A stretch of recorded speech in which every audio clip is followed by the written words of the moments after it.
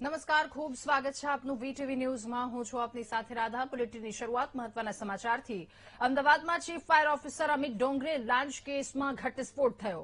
VTV news સાથેની વાતચીતમાં ફરિયાદી મિલિંદ શાહે ખુલાસા કર્યા. અમિત ડોંગરે વિરુદ્ધ અગાઉ પણ અનેક ફરિયાદો મળી હોવાનો ખુલાસો તેમણે કર્યો છે. અમદાવાદ મ્યુનિસિપલ કમિશનરે અગાઉ લેખિતમાં અરજી મળી હતી, ત્યારે ફરિયાદી મિલિંદ શાહે પણ કમિશનરને લેખિતમાં ફરિયાદ કરી હતી.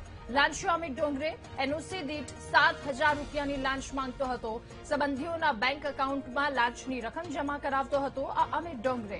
મિલિંદ શાહે થોડા દિવસ પહેલા જ લાંચિયા અમિત ડોંગરેને ચેતવણી આપી હતી. તો રામોલ ફેક્ટરીના કાંડમાં અમિત ડોંગરેની સીધી સંડોવણી હોવાની ફરિયાદનો આરોપ પણ લાગ્યો છે. અગાઉ આરએફઓ હતા ત્યારે પણ મળતિયાઓ સાથે મળી વેપારીઓને ધમકાવતા હતા. ફરિયાદીએ કહ્યું તો ગુજરાત સ્ટેટ ફાયર ડિપાર્ટમેન્ટના ડિરેક્ટર નલિન ચૌધરી સુધી આ ફરિયાદ થઈ હતી. ફરિયાદીએ કહ્યું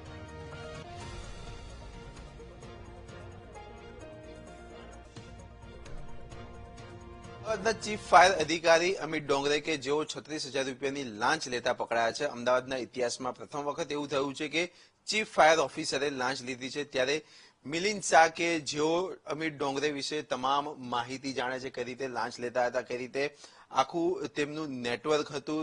મિલિંદ શાહે અમિત ડોંગરેને અનેક વખત સમજાવ્યા પણ હતા કે ભાઈ આવું ના કરીશ અને કોક વખત ફસાઈ જશો, અને ખરેખર થયું એવું. મિલિંદભાઈ, તમે 4 દિવસ પહેલા જ અધિકારીને ચેતવ્યા હતા. કઈ બાબતે તમે ચેતવ્યા હતા અને શું ઘટના હતી? એ ઘટના સૌપ્રથમ તો જે રામોલ ફટાકડા કાંડ થયો, ફેક્ટરીમાં ફટાકડા કાંડ થયો, એમાં સીધી એની સંડોવણી બહાર આવે છે એવા પુરાવા અમારી જોડે છે. એ માટે થઈને મેં એમને વારંવાર ફોન કર્યા છે, મેં એમને વારંવાર ચેતવ્યા છે કે તમે તમારી ભૂલ કબૂલ કરી લો અને તમે સરકારને તમે જણાવો કે આમાં મારી ભૂલ છે. પણ એમણે કબૂલ કરી નહીં. મેં એમને એમ પણ કીધું તમને કોઈ બચાવી નહીં શકે. તમે જે અનૈતિક રીતે જે પૈસા કમાયા છે એ પૈસા પણ તમને બચાવવામાં કામ નહીં આવે. અને ખરેખર અત્યારે એવું જ થયું કે સરકાર તો જયારે એને સજા આપશે ત્યારે આપશે, પણ અત્યારે કુદરતે સજા આપી દીધી કે આજે એને લાંચ લેતા એને રંગે હાથે કાલે પકડવામાં આવ્યો છે. અને આ લાંચ પહેલી વાર નથી લીધી. આ લાંચ લેવાની એની આખી મોડસ ઓપરેન્ડી છે કે એને શું કર્યું કે સૌથી પહેલા તો જયારે આરએફઓ હતા, જયારે અમદાવાદના આરએફઓ હતા, આજથી 4-5 વર્ષ પહેલાની વાત છે, તો એ વખતે એમણે પોતાના મળતિયાઓ જે અત્યારે એમના વહીવટદાર તરીકે કામ કરે છે એ મળતિયાઓને સરકારી દસ્તાવેજોનો દુરુપયોગ કરીને એમને ખાનગી નોકરી આપવામાં આવી. એનો પગાર એ પોતે ચૂકવતો હતો અને એ દસ્તાવેજોનો ઉપયોગ કરીને આ લોકો નાના વેપારીઓને ડરાવતા હતા અને એની જોડેથી એનઓસીના ખોટા રૂપિયા પડાવતા હતા. એટલું જ નહીં, પણ આ લોકોએ હવે નવો ટ્રેન્ડ ચાલુ કર્યો. એટલા એ લોકો બેખોફ થઈ ગયા હતા એમના કોઈ પણ શેલ્ટર લઈને, પોલિટિકલ શેલ્ટર લઈને, કે લોકો ઓનલાઈન લાંચ માંગતા હતા. એના પણ પુરાવા અત્યારે સ્ક્રીનશોટ સાથે ઓલરેડી માર્કેટમાં ફરે છે.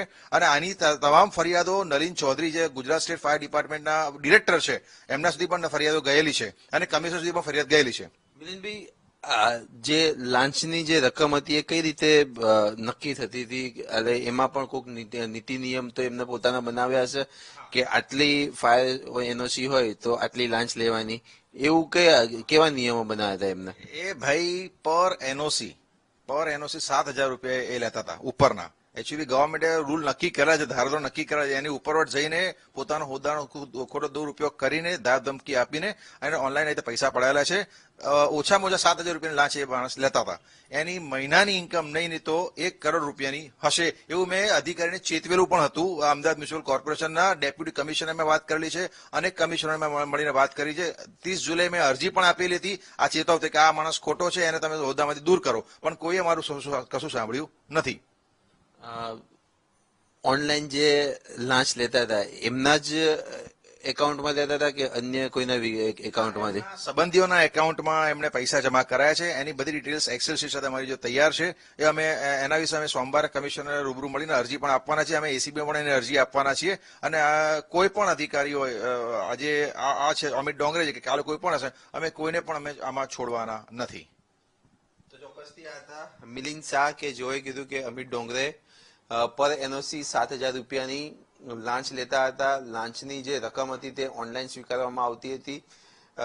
સાથે જ જે સગા સંબંધીઓ હતા તેમના યુપીઆઈ એકાઉન્ટમાં આ લાંચની રકમ જમા થતી હતી. આ ઉપરાંત જે અશોક ચિહ્ન છે તેનો પણ ખોટો ઉપયોગ કરીને અમુક લોકોને તેઓએ પોતાની રીતે પગાર આપીને તેઓને હાયર કર્યા હતા અને તેઓનું કામ ફક્ત આવી રીતે પૈસા ઉઘરાવવાનું હતું, એનઓસી ચેક કરવાનું હતું. ત્યારે કહી શકાય કે એક મોટું કૌભાંડ સામે આવ્યું છે. ત્યારે હવે Ahmedabad municipal corporation Ahmedabad municipal commissioner અને એસીબી અમિત ડોંગરે વિરુદ્ધ કેવા પ્રકારની કાર્યવાહી કરશે તે જોવું રહ્યું.